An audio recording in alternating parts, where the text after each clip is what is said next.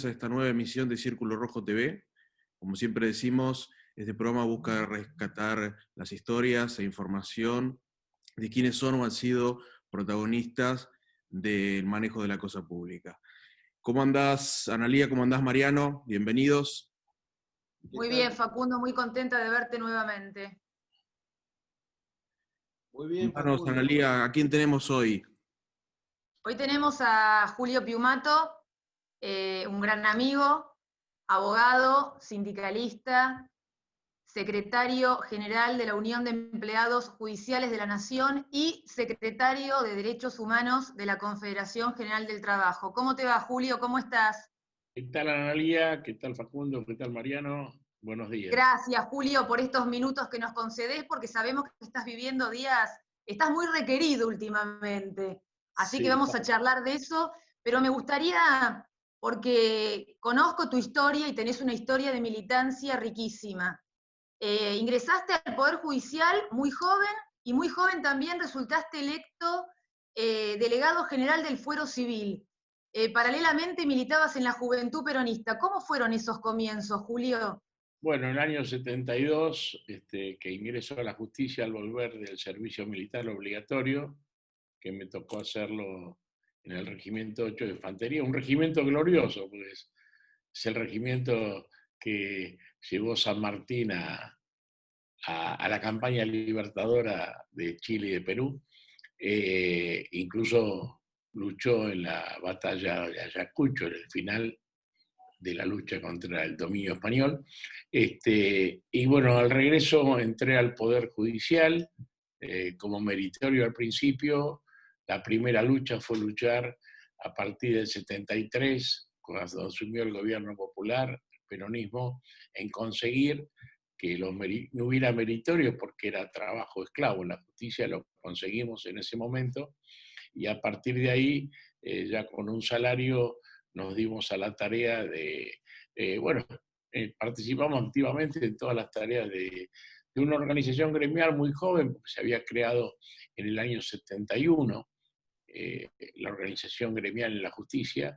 Ahí desarrollamos, fue unos años muy intensos, con muchos logros tuvimos en materia gremial, fueron años de bonanza para los que viven del trabajo, esa época del 73 al 75 fundamentalmente, más allá de esa violencia de los sectores extremos que a mi juicio estaban alimentados para dar una sensación de guerra civil y era la forma de boicotear el proceso transformador que traía Juan Domingo Perón en su regreso a la patria, ¿no? Bueno, una vez producida el golpe militar, seguimos trabajando en la justicia, empezaron las prescindibilidades, juntábamos firmas, poco inconsciente porque uno no tenía en claro, pero uno seguía en la dinámica de derecho, no se conocía todavía la técnica esta de desaparición de personas, aunque iban desapareciendo. Y a fines de junio hacen una gran redada de delegados en la justicia, me secuestran, estuve 10 días secuestrado en lo que hoy es Superintendencia de Seguridad Federal. Bueno, hace poco salió el fallo del Tribunal Oral Federal que los condenó, no solamente por nuestro secuestro, sino por otras atrocidades que se hicieron ahí desde la patota del edificio de Moreno al 1400. Y bueno, permanecí, después nos enteramos por qué tanto tiempo, permanecí casi 7 años, 6 años y 8 meses, del 1 de junio hasta diciembre del 82, detenido legalmente, ¿no? Ya a partir de que me blanquearon en distintos penales, y que después, en los documentos que se encontraron en represión, un documento que se encontró en Villa Martelli en el año 84, ahí surgía el plan de batalla de Viola, donde dejaba claro que el objetivo de la dictadura no era derrotar a la subversión armada, sino fundamentalmente garantizar, neutralizar cualquier resistencia al plan Martínez de Oz. Por eso la mayoría de las víctimas de la dictadura fueron delegados, dirigentes sindicales, ¿no? Porque en ese plan de batalla de abril del 77 viola la ley de Claro y habla de neutralizar y decía aquellos que estuvieran detenidos en el rubro que me toca a mí y que no estuvieran dispuestos a colaborar con la dictadura, que sean neutralizados, que se los mantenga detenidos, ¿no? Esa es la razón por la cual yo permanecí tanto tiempo, porque está, no me nombra a mí, pero habla de mi condición, ¿no? Bueno, cuando salí, nos costó conseguir la reincorporación, nos costó más de un año. Nos reincorporaron por un acto de concordia y no de justicia a la corte de Alfonsín, y se dio la paradoja que el mismo que firmó mi cesantía en la justicia cuando estaba detenido, que era presidente de la Cámara Civil, el doctor Augusto Belucio, como miembro de la corte firmó mi reincorporación a la justicia, ¿no? Julio, una pregunta. Vos sabés que mientras te escuchaba hablar recordaba, hay un proverbio ruso que dice que un hombre para ser completo necesita 2 años de instituto o de escuela, 2 años de universidad y 2 años de cárcel. ¿Qué nos podés contar acerca de la experiencia del encierro, de la experiencia de la prisión? Bueno, primero que no se la regalo a nadie, ¿no? Porque yo aprendí que horas de la pérdida de libertad es tremendo. Por eso uno dice, no, estuvo 6 meses, estuvo 7 años. Obviamente, cuanto más tiempo, más y en las condiciones de detención que tuvimos, que no era la de los campos de concentración, pero, digamos, recuerdo que leímos el libro de Solzhenitsyn del Gulag, y parecía un cuento de niños al lado de lo que vivíamos en la Argentina, ¿no? Tuvimos 2 años y pico como rehenes, que se discutía en las Fuerzas Armadas si nos iban a matar a todos, y recién la tranquilidad fue cuando vino la Comisión Interamericana de Derechos Humanos en el año 79. Ahí pensamos ya que teníamos garantizada nuestro derecho a la vida, ¿no? Pero después el resto uno nunca sabe. Si a mí me hubieran dicho, por eso yo no juzgo incluso a aquellos que cayeron en la delación, ¿no? Sí juzgo a aquellos que se pasaron al campo de los opresores, ¿no? Pero realmente yo aprendí una enseñanza de vida muy importante en la cárcel, que todos los días, es decir, uno no abraza una causa como si fuera ideal, sino uno abraza una causa por conciencia, por valores, pero todos los días uno define qué va a hacer de su vida. A nosotros nos pasaba que cuando me levantaba a la mañana en la celda, que era de 1,80 por 2,70, y ahí estaba la cama, el baño, estaba todo junto en ese espacio, yo me miraba al espejo y decía, bueno, un día más para soportar. Y a la noche, el momento más lindo antes de irme a acostar, me miraba al espejo y sonreía a mí mismo y decía, bueno, un día más, ¿no? Es decir, ahí aprendí que uno la vida la define cada día. Por eso hay gente que fue muy buena en muchas partes de su vida y después claudicó, ¿no? Y otra gente que a lo mejor estuvo mal y un día cambió, y vos decís, ¿cómo cambió? Bueno, encontró la luz, encontró su destino. Esta para mí fue la enseñanza más importante, y después la solidaridad que se arma entre los que están en la misma condición, ¿no? Eso también fue una cosa muy linda. Recordemos, acá estamos hablando con Julio Piumato, un testimonio de vida realmente de un valor enorme, histórico. Recordemos a Analía y Facundo que en 1979, cuando la Comisión Interamericana de la OEA visitó la Argentina, después de una fuerte presión al gobierno argentino, el Partido Justicialista fue quien se animó a presentar un documento muy duro que se denunció la desaparición de personas, y tuvo un valor personal realmente destacable Herminio Iglesias en esa ocasión, y si yo mal no recuerdo, el escribano Vittel también. Y acompañaron, bueno, algunas figuras del peronismo. Acá Piumato no recuerda tanto, pero yo, por lo que he estudiado... No, lo firmó. ¿Cómo? Lo firmó, pero el documento lo hicieron Alicia Oliveira y y Alberto Iribarne. Sí, y Carlos Corach. Y Carlos Coro también. A Vittel no se lo encontraba para firmar, no estaba muy convencido. Pero Herminio Iglesias firmó de entrada. Entonces, como firmó Herminio, que era vicepresidente en ese momento, firmó Vittel. Y fue el único partido que presentó un documento, es un documento histórico de la historia del peronismo, ese documento valiente donde se denunciaba todo en la Argentina, ¿no? Exacto, por eso lo quería recordar, porque muchas veces se recuerda, se conmemoran asuntos, digamos, páginas no tan felices del movimiento, pero bueno, esta es muy importante porque implicó una valentía importante. Me parece que Analía tiene un problema. Cuando Alberto Iribarne fue ministro de Justicia, lo publicó como libro, así que está. Julio, en 1994 tuviste un activo protagonismo en lo que se llamó la Marcha Federal, que fue una marcha bastante atípica por la dimensión, ¿no?, de todo el país que tuvo. ¿Cómo ves esa marcha en relación a las manifestaciones actuales o por ejemplo, la última que se hizo este lunes? Bueno, es bastante diferente porque en ese momento la marcha federal la hacían los trabajadores organizados, ¿no? Tenemos que ver que ese fue un momento delicado. Yo ya era secretario general del gremio del 90, y bueno, había una crisis en la CGT porque se había fracturado con Carlos Menem, estaban quienes jugaban en el oficialismo y acompañaron todas las reformas de Menem, y en el 94 se produce ese famoso pacto del empleo, ¿no?, que resultó una falacia, porque realmente no solo no se crearon empleos, sino que se siguieron perdiendo fuentes de trabajo.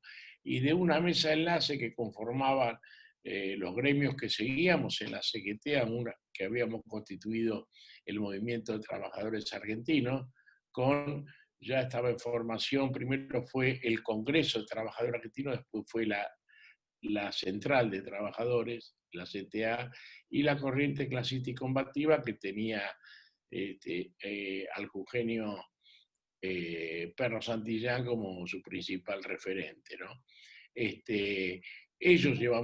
Esos tres elementos llevamos a cabo esa marcha federal, fue eminentemente sindical y cuestionaba todas las políticas neoliberales que llevaba adelante Menem y la flexibilización laboral, fundamentalmente, ¿no?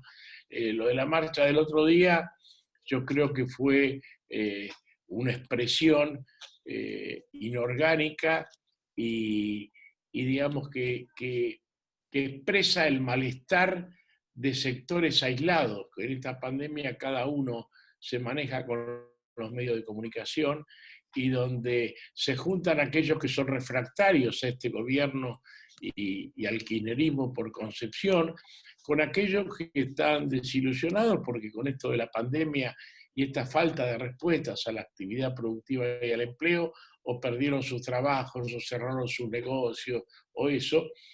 Y aparece sin verlo la reforma judicial, que muchos que salen a protestar no conocen la reforma judicial en detalle y las inconsistencias, pero que no entienden cómo en medio de este drama se están discutiendo cosas que no son las prioridades y no se resuelve lo imperioso que es para la suerte de los argentinos. Creo que se juntan mucho y vos ves que cuando le preguntás a la gente que manifestó, vos escuchás que prácticamente recitan lo dicho por los medios, ¿no? Sintetizan en ese discurso que escuchan en los medios de comunicación, pero lo está clarito, están manifestando un malestar creciente porque no ven en esta pandemia que haya respuestas a lo crítico. Ya el país estaba en crisis antes de la pandemia, porque heredamos una crisis brutal. Y con la pandemia se agudizó como pasa en todo el mundo. Pero todo el mundo está discutiendo como central, obviamente, por un lado la salud y por el lado cómo reactivamos la economía, cómo recuperamos empleo, cómo recuperamos bienestar. Y acá, en vez de estar como eso central, somos el único país del mundo que está discutiendo una reforma judicial que no le importa más que a los políticos que dirigen el gobierno, porque además está claro que no trae ninguna solución a las ansias de justicia que tiene el pueblo argentino. Julio, a propósito de la reforma judicial, yo te escuché muchas veces a vos decir que había que pensar de una vez en un plan estratégico que diseñe toda la estructura del sistema judicial. Que mientras yo hago esta pregunta pienso en instaurar la oralidad en materia penal, el sistema acusatorio en materia penal, la oralidad en materia civil, comercial y laboral, avanzar hacia la implementación de la policía judicial para resolver los delitos complejos. Esta reforma se dirige hacia otro lado. ¿Cuál crees que fue el criterio del Poder Ejecutivo al diseñar este plan? Improvisación, primer punto. Precisamente nosotros le planteamos a la ministra en la primera reunión en enero de este año, antes de la pandemia, la necesidad de un plan estratégico. Porque si el gobierno que asumía era peronista, el peronismo nos enseñó que todas las políticas de Estado hay que planificarlas, ¿no? En materia económica, en materia social, por eso con Perón tuvimos 2 planes quinquenales y un plan trienal. Digamos, no hay peronismo sin planificación, ¿no? Porque eso te permite la justicia social y además le permite informar al ciudadano hacia dónde va la acción de gobierno. Después la otra que tuvimos fue en los 90, cuando nos enseñaron que si decíamos lo que íbamos a hacer, no nos votaba nadie. Esa es la antípoda del peronismo. El peronismo siempre marcó el derrotero, educó al pueblo en el camino de realización que adoptaba como estilo de gobierno. Bueno, en materia de justicia era eso, hacía falta eso. La justicia está destrozada.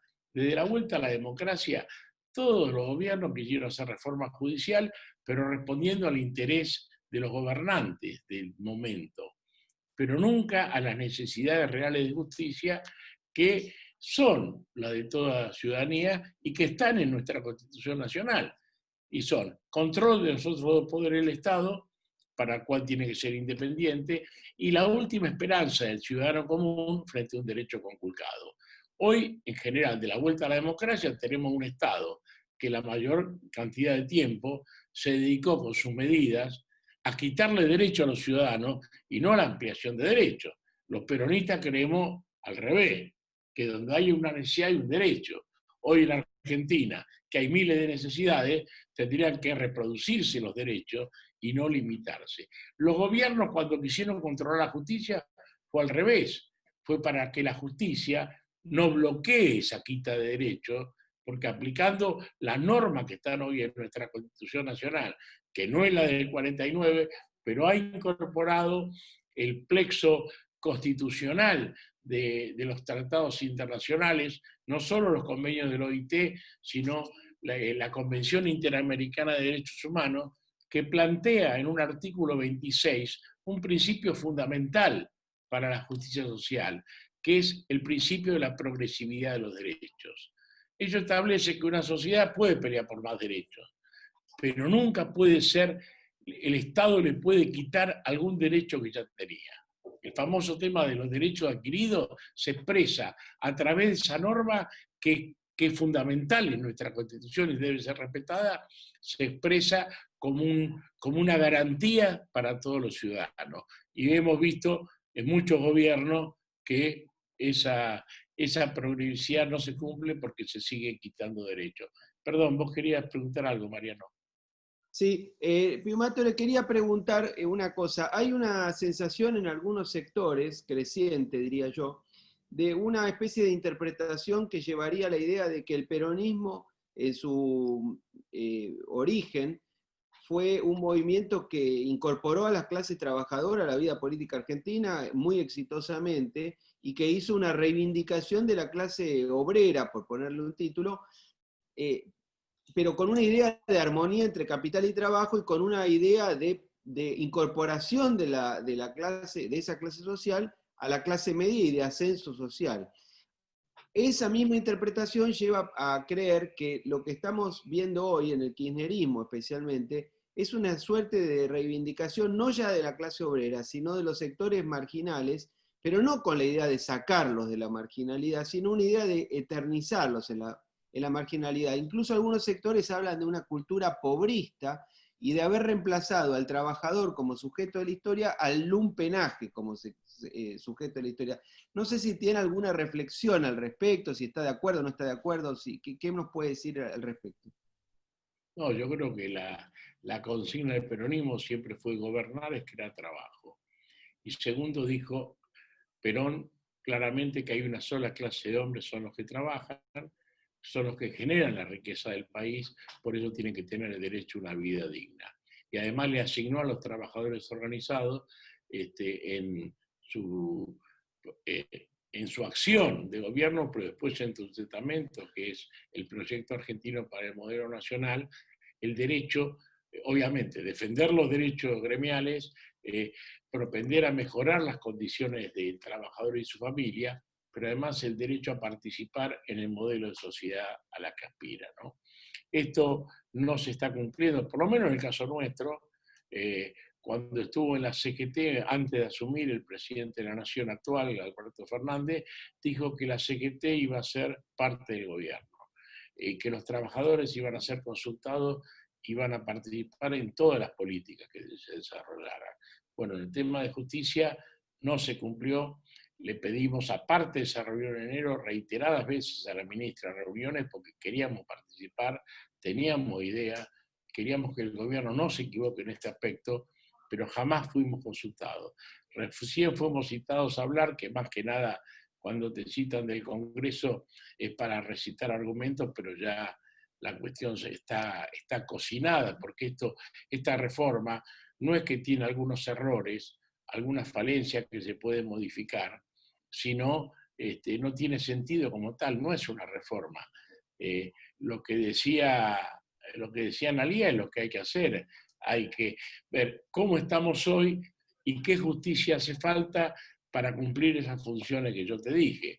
Y esto te genera un punto de partida y un punto de llegada. Y entonces con la planificación vos vas viendo cómo vas recorriendo ese camino. Porque con esta reforma se va a gastar mucha plata, mucha más de la que dicen en la ley, nos están falseando, pero no en las prioridades que realmente hoy tiene la justicia, o que si no es la justicia lo prioritario, se podrían emplear en otras necesidades muy urgentes que tiene el país. Y en respuesta a lo tuyo, creo que sí, ¿no? Que hay un error. Ahora hay un proyecto de crear 4 millones de puestos de trabajo, que me parece importante. Si no se genera trabajo, generamos la cultura del descarte, porque con un plan social la gente no tiene vida digna. Y sabemos que en la Argentina la cultura del trabajo que se pierda.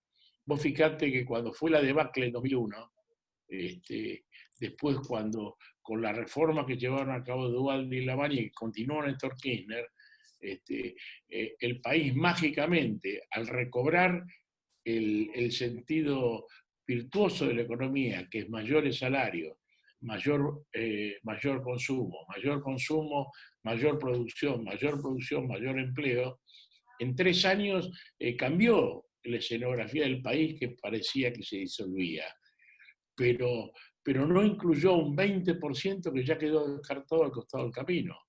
Y en los años que siguieron a eso, se fue acrecentando eso que el Papa Francisco llama claramente la cultura del descarte. Y la cultura del descarte no se soluciona ni por una economía de changa ni por una economía de planes. Se reemplaza por una economía peronista que dé trabajo y dé realización. Todo lo que decía Perón hoy lo encontramos muy claramente en el Papa Francisco, ¿no?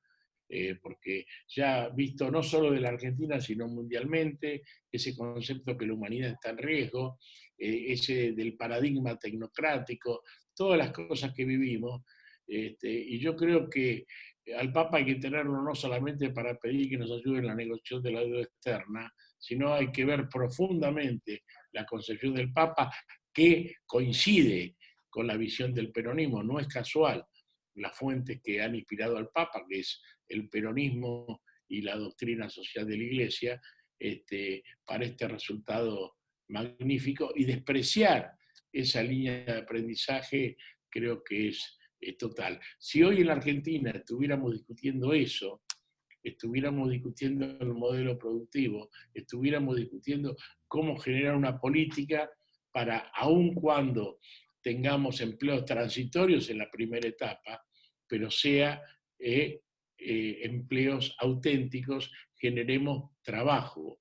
Perón decía que cada ciudadano tiene que producir lo que gana, por lo menos producir lo que gana. Y esto no es solamente por la parte de obligación del trabajador hacia la sociedad que pertenece, sino hace también al sentido del trabajo como elemento ordenador de una sociedad, ¿no? Y yo creo que a medida que no vayamos a ese modelo, vamos a tener una sociedad dispersa. Por eso digo, y no es difícil hacerlo, lo que hace falta es patriotismo. Pensar no en la elección del año que viene, sino pensar con esa fuente inagotable de ideas y de realizaciones que nos generó Perón y Eva Perón en la Argentina, pensar una Argentina para todos, y pensar una Argentina regional, y pensar el mundo que viene. Porque en este sentido te digo, Mariano, que la pandemia, como todas las crisis, puede ser la debacle final de un país o puede ser la oportunidad. Yo recuerdo, y siempre lo comparo, dos momentos de la historia argentina. Uno en 1816, cuando San Martín y Belgrano insistían en la declaración de independencia. San Martín tenía su ejército en formación en Mendoza. Todo el resto de América Latina había vuelto de las revoluciones de 1809 a 1814 en todos lados, todo había vuelto al dominio español. Quedaba lo que hoy es Argentina, pues ya Paraguay se había abierto, el Alto Perú estaba dominado, a pesar que estaba la guerra de republiquetas, estaba el ejército español prendido, y Bolívar había sido derrotado en el norte de Sudamérica. Y en esa condición, el patriotismo de Belgrano, de San Martín, hicieron que se declarara ante los tibios que estaban en Tucumán la independencia. Y con esa convicción patriótica llevamos adelante la gesta libertadora. Si uno ponía la lógica del posibilismo, era la que decía Godoy Cruz cuando le contestaba a San Martín que declarar la independencia no era soplar y hacer botellas, no, era ser patriota. Y la segunda que te digo, que es más reciente, cuando terminó la Guerra Mundial, la Segunda Guerra Mundial, que se divide en el mundo, que estaba toda Europa Occidental destruida por la guerra, que necesitaba el Plan Marshall, necesitaban sacar plata de todo lado para poder reconstruir Europa.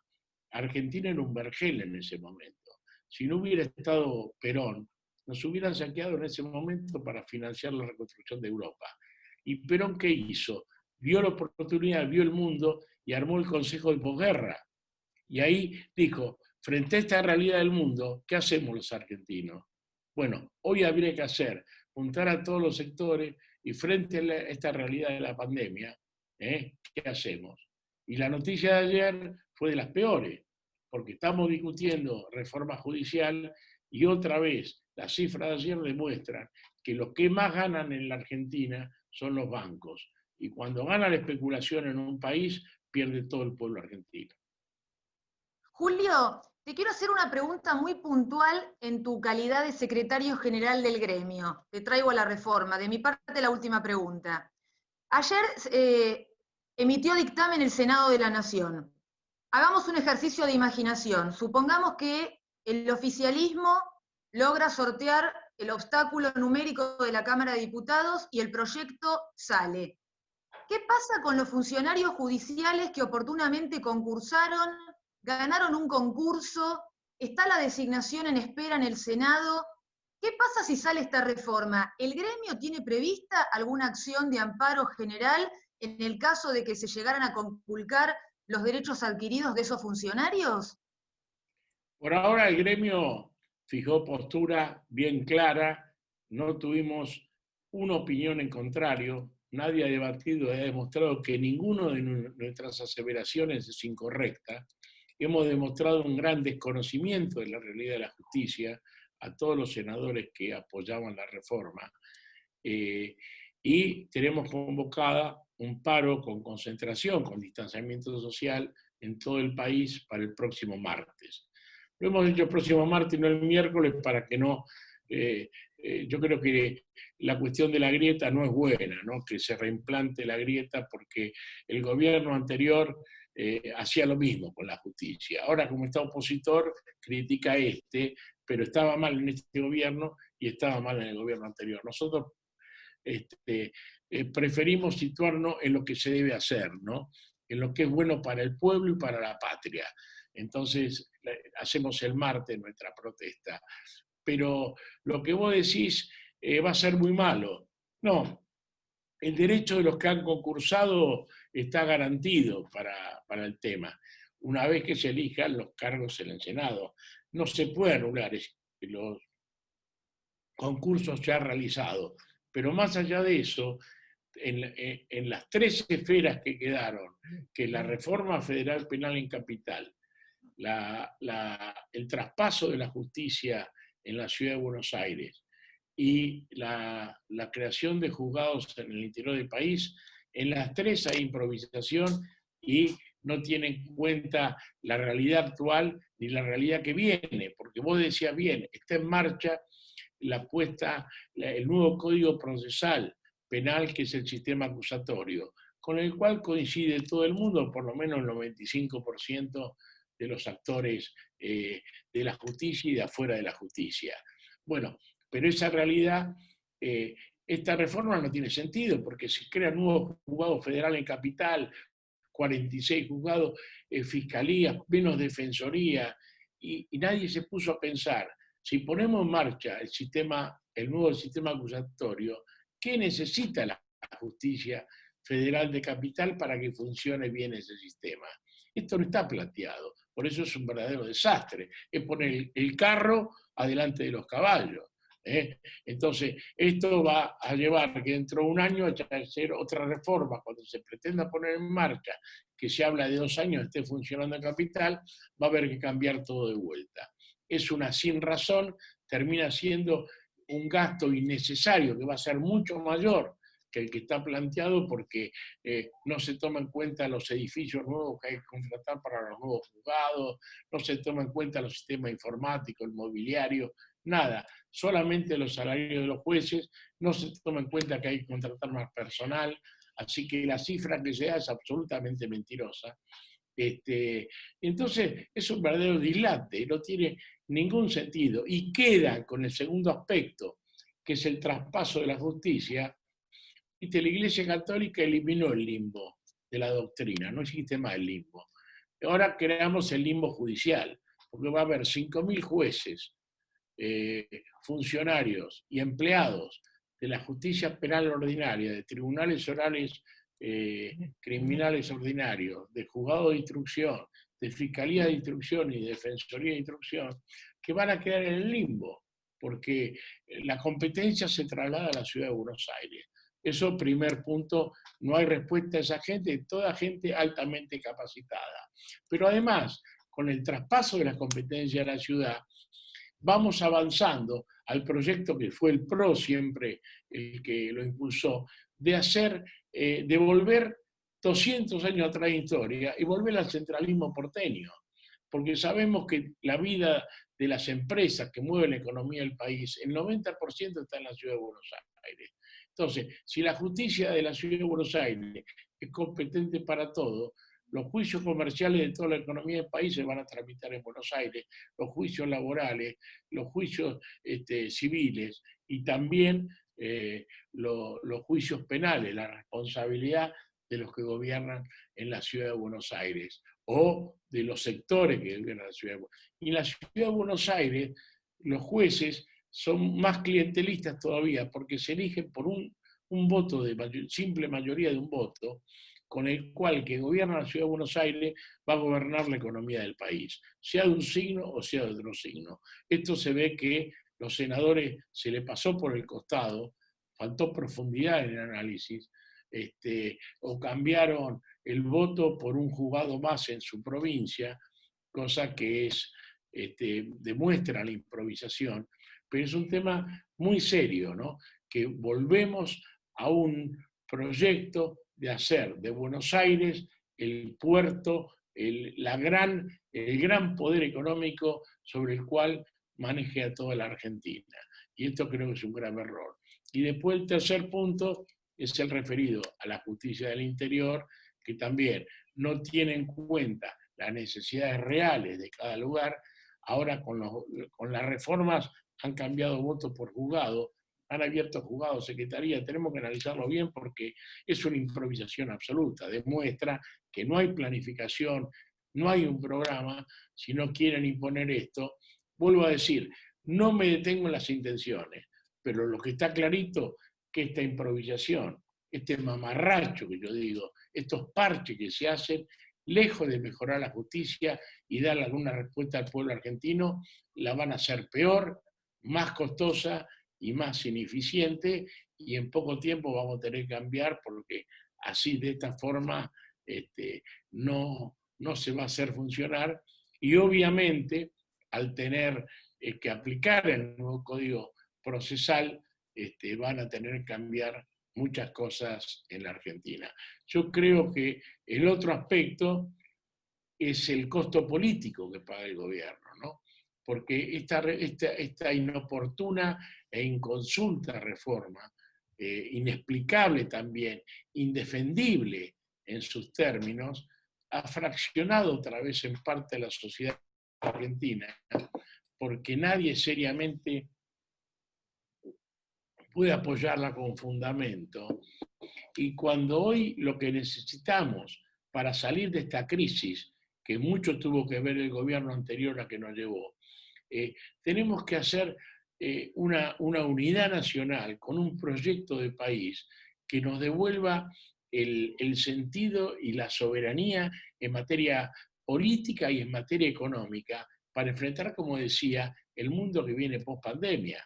Si acá en la Argentina siguen saqueando los bancos, la riqueza que produce el país, y perdemos todo, como decía antes. Y vos fíjate hoy que lo que le criticamos al gobierno anterior, que eran las LELIQs, que era el gran negocio brutal de los bancos, hoy casi estamos al mismo nivel que estábamos en el gobierno de Macri.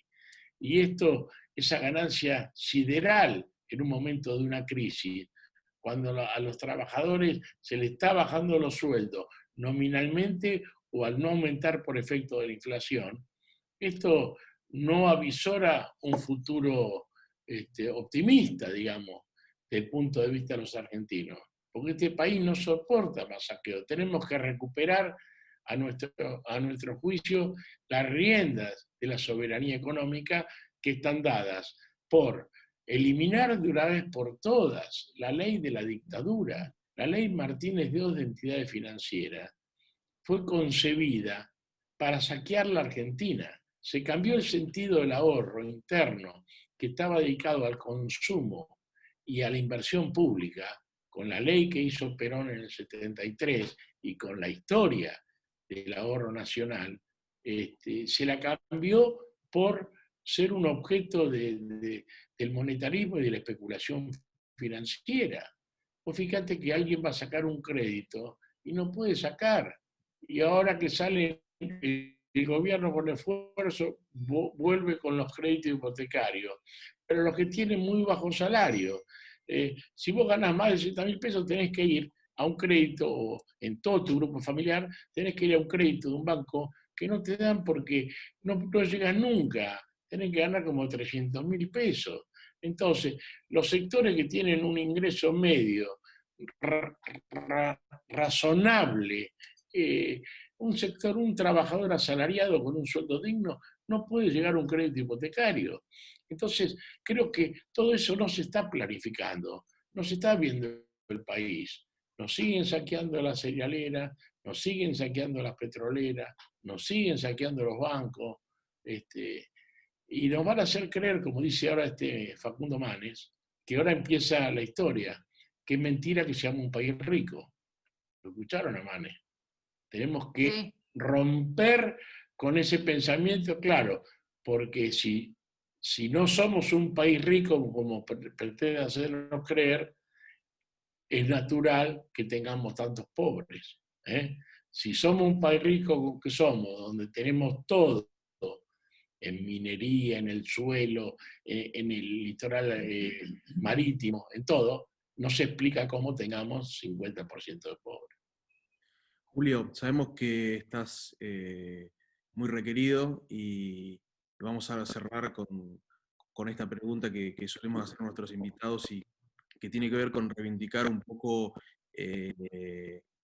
las cosas que uno deja de lado para actuar en la vida pública, en la actividad política, y queríamos en principio agradecerte en nombre del programa y en segundo lugar preguntarte qué alegrías, qué tristezas son las que te ha dejado esta carrera de décadas en la actividad política gremial. Bueno, la alegría es la satisfacción de cada logro que conseguimos hacia nuestros representados, ¿no? Cada logro nosotros pudimos pasar en la justicia nacional, de cuando asumimos la conducción del gremio, ser de 23 jurisdicciones judiciales, estar en número 21, solo 2 sistemas judiciales de 2 provincias ganaban menos que nosotros, de Jujuy y de Catamarca. Hoy somos los mejor pagos del país, tenemos sueldos dignos. Eso fue una lucha muy larga y eso, más allá de los sinsabores que lleva toda la acción, creo que es la satisfacción más grande, ¿no? Y haber levantado la dignidad de los judiciales en un gremio que tiene mártires que cayeron, que fueron secuestrados por la dictadura, y donde yo siempre digo que a ellos que dieron la vida por una causa se merecen todo de parte nuestra para seguir ese legado, ¿no? Y los sinsabores o el dolor más que uno no se resigna es ver que este país, que podría dar tanto, no ocupa el lugar que ocupa, ¿no? Porque no hemos sabido, fundamentalmente la clase dirigente, ¿no? Ha olvidado el legado de Perón y Eva Perón, y como yo digo, no es peronista el que lo nombra muchas veces a Perón y a Eva, sino el que practica su gran legado, que es su doctrina, esa ideología, esa concepción de vida que está en la comunidad organizada y que Perón genialmente sintetizaba con esa frase: nadie se realiza en una comunidad que no se realiza. Yo digo que la corrupción es la forma más brutal de individualismo y el peronismo es lo contrario al individualismo, es la solidaridad como valor principal y el pensar el otro. En una sociedad sana nadie se puede sentir bien si tiene un familiar que está enfermo, si tiene un vecino que está sufriendo penurias, o un amigo, o un compañero de trabajo. Eso es preocuparse por el otro. Así, en comunidad, es como las sociedades avanzan. Nosotros tenemos que volver a ese concepto de comunidad, recuperar los valores. Ese fue el principal logro de la dictadura, ¿no? Romper los lazos de solidaridad, o dañarlos fundamentalmente, más allá de la ley Martínez de Oz, que la responsabilidad no es de Martínez de Oz, sino de los gobiernos que vinieron después y la siguieron manteniendo. Yo siempre digo que acá se ha juzgado a todos los genocidas, y se los ha juzgado de una forma que parece que eran unos locos asesinos, y nunca se tuvo en cuenta que ese genocidio se hizo para implantar un modelo económico. Entonces da vergüenza que gobiernos que levantaron la bandera de los derechos humanos no hayan cambiado las bases por las cuales se violaron esos derechos humanos. Hoy tener leyes de la dictadura que condicionan la vida y el futuro de todos los argentinos es lo que da vergüenza y lo que tendría que irritar, y seguramente irrita no solo a Perón y Eva Perón, sino a las almas de todos los argentinos que andaron su vida por defender una sociedad más justa. Muchas gracias, Julio. te despedimos y te agradecemos tu tiempo. Esto fue Círculo Rojo TV y nos vemos en la próxima emisión. Muchas gracias.